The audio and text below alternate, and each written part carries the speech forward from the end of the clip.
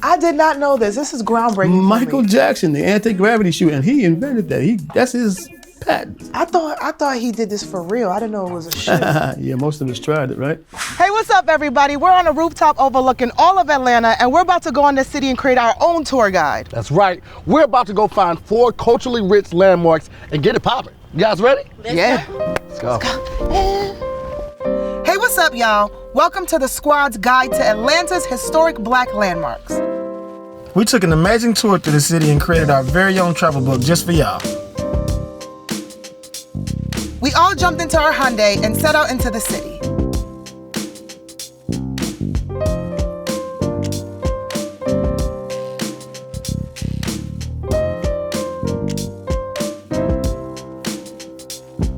We drove past the MLK statue, which stands in the middle of MLK Street. Our first stop was dropping off Team 1 at Paschal, a historic and soulful restaurant that played a huge part in the civil rights movement. Meanwhile, Team 2 made their way down to Madam C.J. Walker's Beauty Shop Museum, one of the first self-made black women millionaires in America. We went inside and met the owner, Mr. Reese, who runs the museum and also operates a salon in it. He's a hardcore music lover, and the vibe was dope. All right, so for the people that aren't here, let's get right into it. Tell them where we are right now. This space was an original Madam C.J. Walker beauty shop from the 1940s. Wow. Madam C.J. Walker, one of the first black female millionaires. Beauty pioneers. Beauty pioneers. In America. In America. Yeah. Had the madam in front of them, you don't respect her. And then you see the check, you gotta respect that too. Yeah. Beauty tools in that suitcase, off camera, were left in the space. Original pressing comb, flat iron that were called pullers in those days, and a blow dryer from the 1940s that still works. That's crazy. It is. Well, you said they were left in this space? They were just left in the space when I got it. I did not expect that when I got the lease. I started stumbling on to all these old beauty tools, and that prompted the preservation process, because what it did for me and my spirit, I felt that it would do for another generation. So I felt this thing needed to be preserved. Madam C.J. Walker, one of the first black female millionaires. Beauty pioneers. Beauty pioneers. In America. In America. Yeah. And you were able to preserve that part of history for people who come down and just check out all of this. I mean, we got everything here. You have the beauty tools, you have cotton, you have colored restrooms, you have records galore. Yes. What is this? So everything in here is symbolic. The cotton is symbolic in that Madam C.J. Walker was born on a cotton plantation. Wow. And my son and I picked that cotton. Yourself? Yes. We went out to the cotton plantation. It was owned by this white dude. He said it's been in his family for 125 years. So I know his grandparents. Wait a second, who we got picking the cotton now, Mr. Reese? He got a machine. Okay, I'm about to say. Is it a black machine? I was about to flip a table over. We picked the cotton and have it over there as a way of paying homage to our ancestors. If you're paying a cash donation or entrance to the museum, you add it to the cotton as a way of paying homage to our ancestors that worked on those plantations for free. So it's a symbolic connection. My name is Marshall Slack. I've been a part of the Paschal family ever since 1947. And I was a very young man and I met the Paschal family. The family has been very good to me in my life. It really helped me a lot. And we opened up the club, and the club was named the La Carousel. And it was magnificent, it was beautiful. And we were very lucky. We wound up with Lena Horne, Aretha Franklin, Lou Rawls, Curtis Mayfield, Impressions, and a whole lot of celebrities and things. And it was the most magnificent thing that ever happened to Atlanta. And as we opened up, there was a line outside the door, and we had more white people than black coming. And as you know, it was segregated at that time, and blacks and white was not supposed to sit together, mix together, or drink liquor together. As we opened up, things was going so well that one day Mr. Paschal was walking down the aisle, down the hall, and a young man tapped him and said, Mr. Paschal, said, my name is Martin Luther King Jr. And I was wondering if you and your brother could help me. And he said, well, how can we help? He said, I'm trying to start the coalition and we need somewhere to meet. And I have a bunch of young guys with me, and we don't have anywhere to meet and we don't have any money. And Mr. Paschal said, well, my brother and I have a hotel suite upstairs, hold about 30 people. and you're more than welcome to use that as long as you want, on one condition. And Dr. King said, what is that, Mr. Paschal? He said, y'all eat my fried chicken. And Dr. King said, that's no problem, Mr. Paschal. We've been eating your fried chicken ever since I was in Morehouse. The squad was getting hungry, so we headed up to a private area where they hooked us up with some food. Now that we learned a lot about the history of Paschal, I'm going to give you some of Dr. Martin Luther King's favorite food. Oh, I love it. And hope you really It's enjoy so it. delicious. I might end up talking like him, huh? That's right. So I'm from Atlanta, of course, and it's like I've never been to Paschal's. I didn't even know the history behind it. Like, I'm glad Mr. Slab was here. To give us that game. Yeah, and that's real. And he's been around so long, like he got to experience like things that we read about and not, you know, in different books. And I forgot to get some hot sauce. You know, can't eat no chicken without no hot sauce. Yeah. I don't got none in my bag either. It's good? I'll have a drink. So you Martin now. Every time, correct. This is good. Now, tell me about this challenge I heard somebody mention a little while ago. It's more than a mention. You're in here, so you're Okay. obligated to take it now. Okay. Oh, wait, I didn't sign nothing. Yeah. Let's see. So, Now. so you got to name 12 artists from any of the black and white pictures around. We're going to start with you. We got Sammy right there. That's one. We got Aretha. 2. We got Little Richard. 3. We got Prince. 4. We got Miles Davis. 5. Who actually used to play with his back to the audience when he didn't like the audience. Yep. If the audience was too white, he would play with his back to the audience the entire show. Hold on. We got Miles Mabley. 6. He knows his stuff. We got John Coltrane. Get out of here. 7. Who else we got up here? We got Ray Charles. 8. We got Whitney. 9. This right here, Curtis. 10. So I'm gonna just go to Jimmy right here. 11. And then we got Michael right there. That's 12. Keep going. You're in too deep now. Who else we got here? Who else? We got Nat right there. 13. First black to ever have a TV show, Nat Cole. Yep. Tina Turner right there. 14. Anyway, yeah. Needless to say, you won. Yeah, well, you know, this is what I do. I love It was music. like a group effort. Well, let's not lie. I mean, we're around all this Black history. Let's not lie. Around, because I mean, it's just So who do you not disrespectful. know up there? There goes Tupac. Yep. I got one. Come on, Mr. Reese, I got one. Got my vinyl. Lulu got a great consolation prize because she did not win. She did a horrible job. I guess Tupac. Mr. Reese, we just want to thank you for taking time out of your day to talk to us. Were you talking about medical blessings? No, bless us Yes. with all of this Thank you. knowledge. Thank you so Thank you much. very If you much. could ever do my hair, I'm willing and able. Although it was tough to leave the wonderful Mr. Slack and even harder to leave that food, we packed up and made our way to the art gallery that focused on living black artists. It's called the ZooCot. We met our wonderful guide, Onaje Henderson. How you all doing? Welcome to ZooCot Gallery. Hello, how are you? Doing good. My name is Onaje Henderson. I'm one of the owners of the gallery along with my business partners, Troy Taylor and Omari Henderson. You guys related, last name? Yeah, so Omari is actually my older brother. Oh, okay, that's cool. That's cool. Yeah, so as a gallery, we're the largest African American art gallery in the Southeast. We specialize in original works by artists of the African diaspora, living artists. So the idea behind the space is that we want to encourage, especially African Americans, to begin to collecting culture. I agree. From back in the day, our parents had things. You walk in their houses, you can see who lives there. You know, like it's stuff on the walls. It's things that remind us of who we are. But it seems like sometimes the more money we get, the less we're connected to our culture. So why is that? And so sometimes success just makes us necessarily not even see the importance of us having these things in our homes. And so we're here to kind of normalize the idea of getting back to that. But we gotta start collecting our culture. I agree.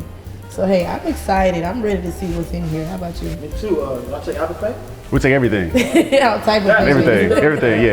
Anything you got, we'll take. All right, sounds good. All right. Hello. Hi. Hey. Hi. Welcome to ZooCot. I know Najee mentioned something about an art tasting. We're going to talk about that, but before we do, I'll tell you a little bit about myself. I'm Aaron Henderson. I'm a narrative artist. I've been doing art for over 50 years. I've been a full-time artist for the last 30 or so years. And in an art tasting, we're going to talk about the things it takes to produce a work of art. Some of the things at least. And so we'll start out by just talking about some of the materials and what have you. Other thing we like to do is make sure when you're looking at a work of art that you follow, so it's not intimidating. I think Onaje may have mentioned that to you too. So just create an environment that's not intimidating. You can go and look at some art. The first thing we like to say is when you look at the arts, what do I see? What do I feel? What do I understand? What do I like or dislike? and art tasting. We definitely need way more of this happening in the Black communities. Checking back in on Team 1. After finishing up at Madam C.J. Walker's, they headed down the street to one of the most interesting Black museums in the city, the Apex.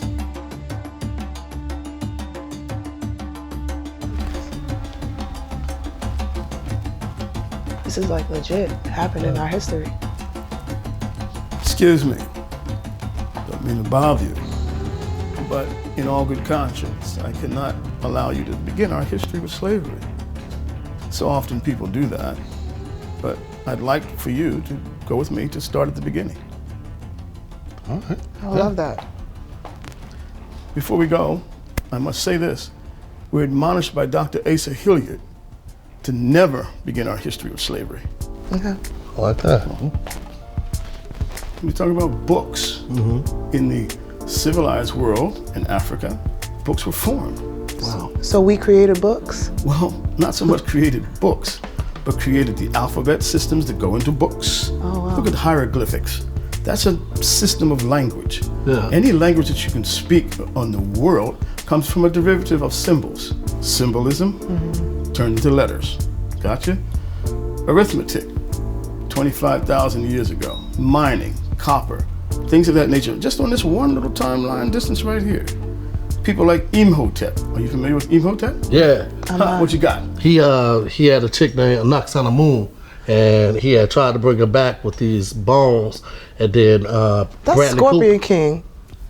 That is Scorpion That's King, okay. or So that's The fine. Mummy. That's Yeah, fine. it was from That's The Mummy. fine. They had to Because get the most bones. people have a perception of things that are done in the media, in film, or some kind of interviews that are kind of skewed. That's why we're here, to tell it from the right perspective. I want you to know that where you began over there was just an interruption of our history. Okay? I like that. I like that. Keep it light. I like that. After you, Mr. Dan. Yeah. We don't know where we going. It's your home. Follow me. It's yours now. Oh, I like that too. Let me get my belts in there. The other thing we'll talk about in art taste is the actual process. Okay, what does it take to produce? You know, once you've got all of this stuff down, you got the paint and the brushes, and then what's your process? Now, you'll find that different artists have different starting points. They do different things. As a narrative artist, I start with the story. And so the story is very important to me. As a matter of fact, it's more important than the painting. Wow. And so the story lets me know what type of model I need, if I'm going to use models. It also lets me know what kind of materials I want to use to produce the painting. So an example would be, we would take, I start out with sketches. So this is a sketch of a good friend of mine, and it's based on a series called The Deacons for Justice and Defense, and there are several paintings in this series. This is, a lot of my work is historical, and I'll go back and kind of retell a story from the African American past that we may not be that familiar with today. Oh, wow. Because I wasn't familiar with the Deacon. The Deacons were started in Bogalusa, Louisiana. They were a group of black men who armed themselves during the Civil Rights Movement. They actually went out and protected the civil rights marchers and what have you. You're gonna see them in the background, in the background with their guns. They were not necessarily church deacons either, okay?